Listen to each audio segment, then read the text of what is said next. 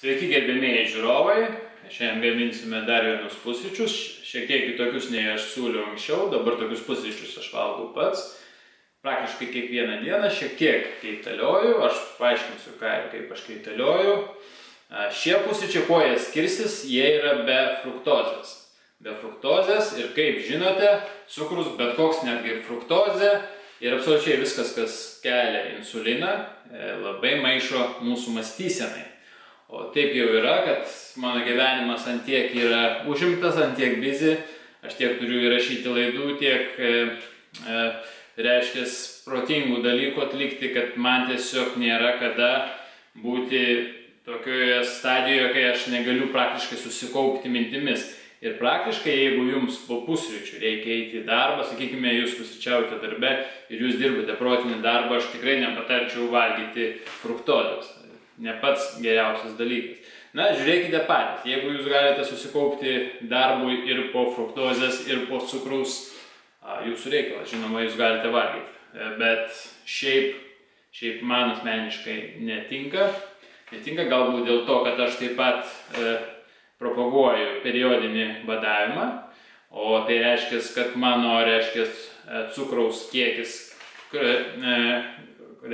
šokinėja, kurį aš gaunu labai daug, nuo labai daug iki labai mažai ir kartais, būna toks laikotarpis, kai man sunku susikaupti, ypatingai, kai aš ką tik suvalgiau fruktozės. Aš žinau tai tiksliai, nes aš bandau įrašinėti laidas ir man po to labai sunkiai gauna susikaupti, ką aš šneku ir tenka perrašinėti ir viskas baigėsi tuo, kad aš nieko neįrašau. Gerai, pradėsime. Tai mūsų pusryčiam reikės porą kiaušinių. Mūsų pusryčiam reikės porą kiaušinių, avokado, špinatai, gali būti šiaip salotėlės. Aš taip pat naudosiu sviestą, kokoso aliejų ir sardines. Vietoj sardinių galite, kai kepsite kiaušinius, galite taip pat naudoti krevetes. Aš tokį maistą labai siūlyčiau ypatingai vyrams, kurie nori būti aktyvūs lovoje, nes krevetės turi cholesterolio, kiaušiniai turi cholesterolio, sviestas taip pat yra labai gerai tam dalykui. Praktiškai po tokių pusryčių jūs jausitės labai galingi. Ok, pradėsime, pradžiai nuplausime špinatus. Čia šitie špinatai yra ekologiški, bet tai nereiškia, kad jų nereikia plauti, nes šiaip ekologiška produkcija būna labai turtinga kuo? Vabalais, visokiom, visais tais, kas ten vaikšto po žolę. Todėl juos reikia ypatingai švariai plauti su vandeniu. Jūs matėte, kad ne ekologiškus produktus aš siūlau plauti su actu. Vandenį atsviestą su actu. Jeigu nematėte, tai pažiūrėkite tą laidą, kaip nuplauti slidus nuo maisto. Užmerkiau špinatus. Tiesa, jau galime iš karto, aš jūs galėsiu taip puikiai čia sukinėti, galime iš karto, šildyti mūsų keptuvę. Aš kepsiu ant tefalio, kadangi turbūt žinote, kad baltymus negalima kepti ant praktiškai kitų petelnių, nei ant, nerūdėjančio plieno, nei ant vokės keptuvės taip pat, nes jums viskas prisvils, po to keptuvė taps labai sunku nuplauti. Štai, aš dedu visiškai nemažai sviesto, aš naudoju daug labai riebalų sviesto. Žiūrėkite patys, jeigu jums reikia numesti svorį, žinoma, nenaudokite tokio skaičiaus riebalų, nes problema bus tame, kad jūs gausite labai daug kalorijų ir jums reikia vis tiek sudaryti kalorijų deficitą. Pažiūrėkite mano laidą, dieta 1800 kalorijų. Valgykite maždaug taip ir tikrai svoris jūsų nukris, sakau, per savaitę kilogramas kaip minimum. Taigi dedam sviestą. Dar kartą kartuoju ir kartuosiu, kiekvienoje laidoje neperkaitinkite tefalio keptuvės. Jeigu jinai yra nors šiek tiek įbrėžta, ją reikia automatiškai keisti. Dėl to naudokite tik tais tinkamus prietaisus. Sakykime, aš dabar naudosiu medinius. Naudokite išskirtinai tik medinius. Plasmasinių taip pat naudoti negalima. Estrogenas. Tikiuosi, jūs žinote, kad pas mane ir, reiškia, mes su draugu dar esame sukūrę Sveika gyvensena kanalą.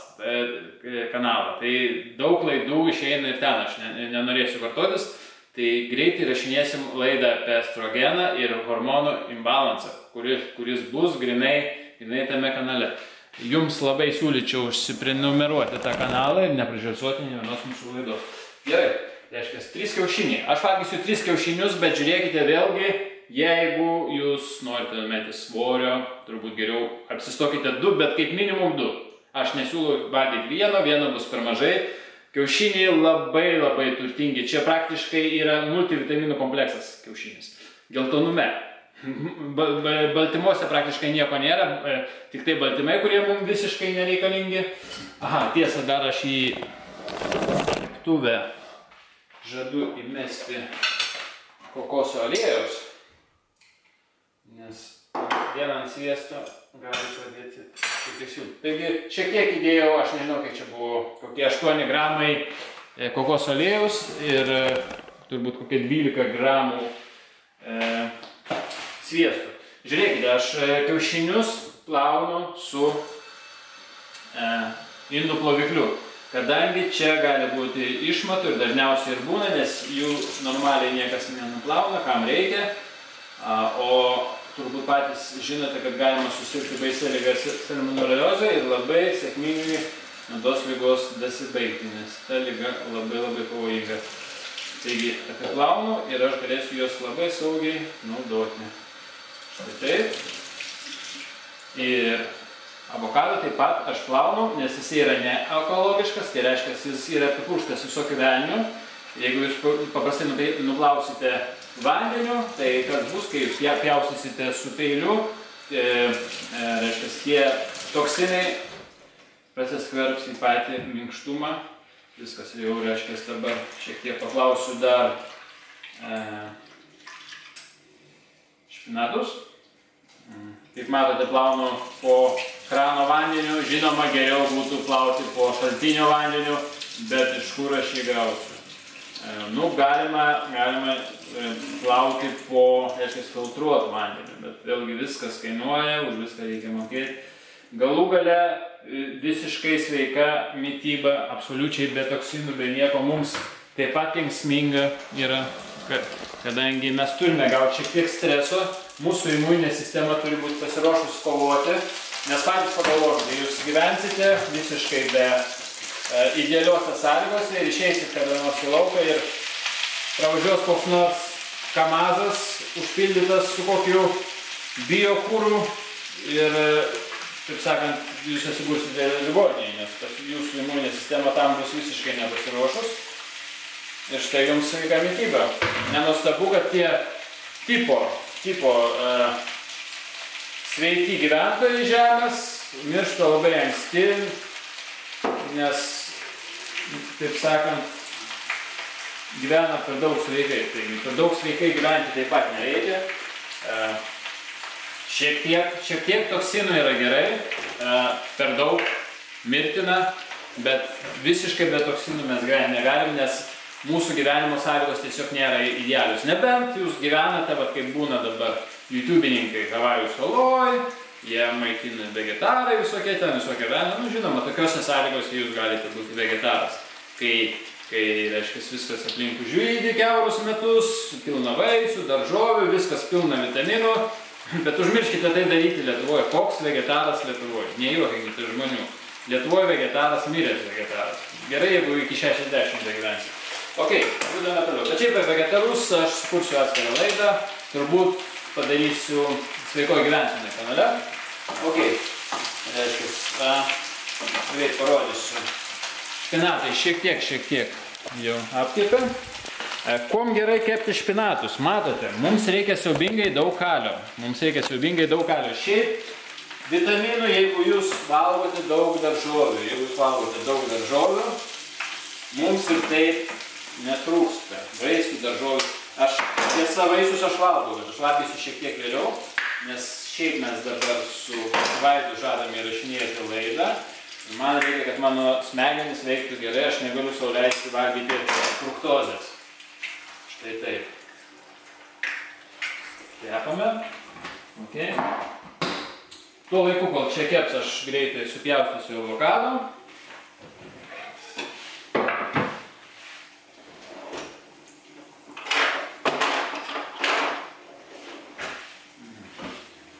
Aš gal tada stumsiu čia nas, kad jūs geriau matytumėt ir šiek tiek paleisiu kamerą. Tikiuosi, neprieštaraujate, kad aš jūs taip stumdau jūsų pačių patogumui. Štai, avokadas turi būti minkštas. Avokado niekad nelaikykite pirkti iš parduotuvių, jeigu jisai dar kietas šaldytuve, jisai tokiu būdu neprinos. Laikykite kaip aš, reiškia netoli lango. Ir kai jau jisai pasidarys minkštas, jau kai galite tiesiog paspaudinėti ir jaučiate minkštumą, geriausia tada įkišti į šaldytuvą. Kol kas dar mano avokadai nepasiekia tokio minkštumo, aš juos dar palaikysiu prie lango, kad šiek tiek dar panoktų, bet kai jau jie bus visiškai minkšti, juos iš karto kišiu į šaldytuvą ir tokiu būdu jie dar gali būti prinokę savaitę laiko šaldytuve. Na, aš nežinau tiksliai, ar jie tokiu būdu daug praranda savo nutrielementų, bet, na, kaip ir minėjau, idealios mitybos nėra, mums visiems reikia stengtis padaryti kiek įmanoma geriau už savo uždirbtas lėšas. Be to, žadu daryti laidas, kaip maitintis, kai jūsų kišenės spaudžia, nes dauguma žmonių galvoja, kad mano laidos yra milijonieriams. Ekologiški produktai, gera mėsytė, taip toliau. Galima maitintis labai sveikai ir neturint daug pinigų. Tikrai galima to pasiekti. Reikia tiesiog pasistengti ir viskas jums gausis. Ok, žiūrime, kas pas mus gaunasi. Žinote, aš labai dabar pamėgau įdėti prieskonių. Ypatingai labai gerai yra druska, kadangi mes gausim, reiškia, aš neatsisakau, kad pusryčiams reikia daug kalio ir baltymų. Čia bus kalis, šiaip avokado labai turtingi kalių ir čia bus baltymai. Bet dar labai bus gerai gauti šiek tiek druskos, kadangi druska, kaip žinote, yra kitas elektrolitas. Taip, būtent druskoje esantis natris. Ir jisai mums būtinas, kad mes gerai jaustumėmės. Šiek tiek žolyčių, čia petražolės, ekologiškos. Šiek tiek. Ir žinote, aš dar norėčiau šiek tiek įdėti ciberžolės.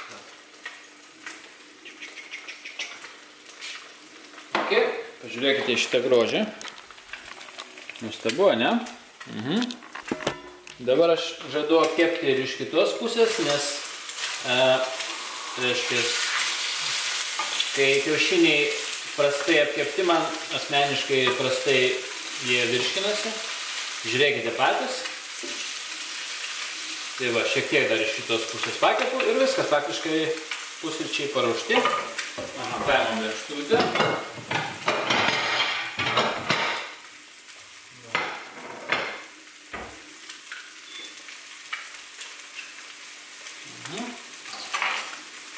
Ištraukiau aš iš konservų špinatus, sudėsiu avokado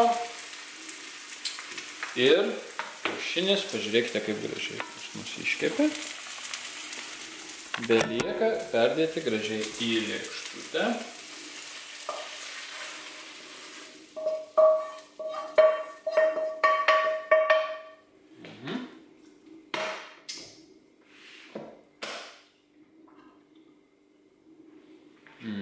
Fantastika.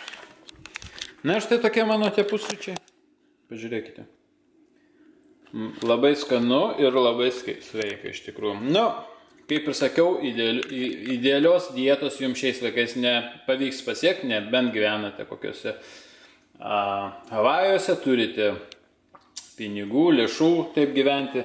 Dėl to tenka valgyti ir konservus, nes jie yra pigesni, bet sardinės užtat mums labai sveikos, pačios sardinės žuvis, turi labai mažai toksinų, taigi šiek tiek gauname estrogeno iš konservo, iš blogos pakuotės, mums netinka tokia pakuotė, bet gauname labai daug naudos, nes pati sardinė kaip žuvis labai sveika, kiaušiniai mums labai gerai, avokado mums labai gerai, špinatai mums labai gerai.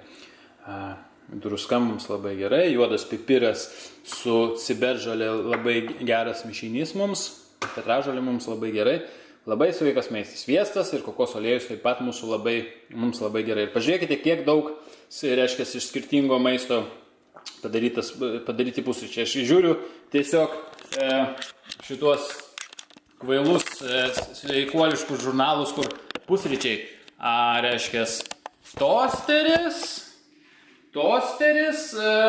kas tenais dar, margarinas ir varškės sūris. Kas? O, Jėzus Marija, tai tiesiog griebėsi už galvos. Absurdas, tosteris. Ir ko čia tas tosteris? Kokiam velniui, žmogui atsikėlus, pirmą kartą maitinas valgyti tosterį. Absurdas. Nevalgykit jokių tosterį, iš jūsų duoną išmeskit lauk. Gerai, viskas. Tiek šiai laidai. Susitiksime per kitas laidas. Čiau. Sveiki žiūrovai. Tikiuosi atsimenate, kad aš esu ne tik dietologas, bet taip pat ir rašytojas bei filosofas. Tai štai yra viena iš mano knygų, tai pirmoji mano knyga, pavadinimu Armagedonas. Jinai yra išleista e-versijoje, elektroninėje versijoje, ją galite nusipirkti šiame saite knygos.lt arba taip pat galite nusipirkti skaityklėje.lt. Kaina visiškai nedidelė, tai praktiškai menkniekis, malonaus skaitimo ir taipogi yra išleista mano kita knyga, tai Solemija ir jinai yra išleista tiek popierinėje versijoje, tiek elektroninėje versijoje. Ja galite gauti praktiškai visur, tiesiog paieškokite ir tikrai rasite tiek Lietuvoje, tiek galite nupirkti internetu, tiek elektroninę versiją, tiek popierinę versiją.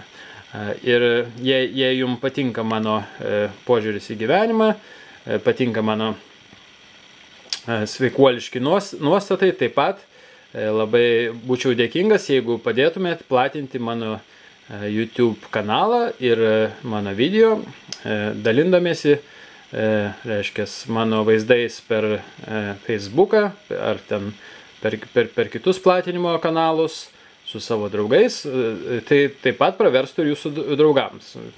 Aš jūs įtikinu, jeigu jūs laikysitės mano dietų, mano gyvenimo stiliaus, jūs atrodysite taip puikiai, kad jūsų žmonės pradės klausinėti, kaip jūs tai pasiekite. Ir vienintelis būdas atsakyti bus nuorodos į mano kanalą. Taigi, viso geriausio ir sėkmės. Sveikai, gyvenkite ilgai ir laimingai.